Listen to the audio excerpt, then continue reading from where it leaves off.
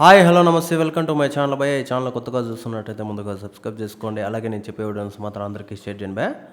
అయితే ఈరోజు మన టాపిక్ వచ్చేసి మన కింగ్డమ్ సినిమా గురించి భయ. నిజానికి ఈ నెల 31న కింగ్డమ్ సినిమా అయితే రిలీజ్ కాబోతుంది. అయితే దానికంటే ముందు ఒక వారం ముందు మన హరిహర వీరమల్లు సినిమా అయితే రిలీజ్ కాబోతుంది భయ. నిజానికి ఈ రెండు సినిమాలకి పోటీ అని చెప్పేసి చాలామంది అయితే చెప్పుకుంటూ వస్తున్నారు భయ. నాకు తెలిసినంత వరకు మన విజయ్ దేవరకొండ అన్న అలాగే పవన్ కళ్యాణ్ గారు ఎక్కడ కూడా తీసిపోరని చెప్పేసి నేనైతే అనుకుంటున్నాను భయ.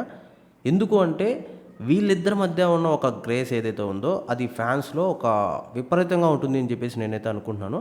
నాకు తెలిసినంత వరకు విజయ్ దేవరకొండ అన్న ఒకవేళ ఈ సినిమాతో 1000 కోట్ల క్లబ్లో చేరుతాడు అంటే అందులో ఎటువంటి డౌట్ ఉండదు భయ. ఇది పక్కా జరుగుతుందని చెప్పొచ్చు.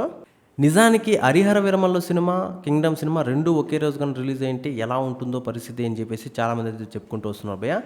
చాలామంది కింగ్డమ్ సినిమాకి ఓట్లు వేశారని కూడా చెప్పొచ్చు. ఎందుకు అంటే హరిహర వీరమల్లు సినిమాలో అంత దమ్ము లేదు అది ఇది అని చెప్పేసి చాలామంది అయితే చెప్పుకుంటున్నారు భయ. నాకు తెలిసినంత వరకు అదేం నిజం కాదు అని చెప్పేసి నేనైతే అనుకుంటున్నాను. ఎందుకంటే ఈ రెండు సినిమాల్లో పర్టికులర్గా మన పవన్ కళ్యాణ్ గారు డిప్యూటీ సీఎం అయిన తర్వాత ఇదే ఫస్ట్ టైం అని చెప్పేసి మనందరికీ తెలిసిన విషయమే. చాలామంది పవన్ కళ్యాణ్ గారి ఫ్యాన్స్ అయితే విపరీతంగా ఆ సినిమా కోసం అయితే వెయిట్ చేస్తున్నారని చెప్పొచ్చు.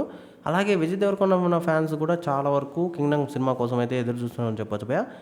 నాకు తెలిసినంత వరకు రెండు సినిమాలు ఒకే రోజు రిలీజ్ కాకుండా చాలా మంచిపోయాయని చెప్పొచ్చు భయ. అయితే కింగ్డమ్ సినిమాకు ఒక స్పెషాలిటీ ఉంది భయ. నాకు తెలిసినంత వరకు ఇప్పటిదాకా అసలు సత్యదేవ్ అన్న ఒక క్యారెక్టర్ చేశాడంటే ఒక సినిమాలో ఆ సినిమాకి వచ్చే హైప్ మామూలుగా ఉండదు. అది కాకుండా సత్యదేవ్ అన్న యాక్టింగ్ చూస్తే మాత్రం నాకు పీక్స్ అనిపించింది. ఒక్క ప్రోమో సాంగ్లో అలాగే ఒక్క సాంగ్లో అసలు దున్నేశాడని చెప్పొచ్చు. సినిమా మొత్తాన్ని ఆయన చేతుల మీద తీసుకుంటాడని చెప్పేసి నేనైతే అనుకుంటున్నాను భయ్య. ఇలాంటి పరిస్థితుల్లో సినిమా 1000 కోట్లు వస్తుంది అంటే చాలామంది అయితే నమ్మట్లేదు.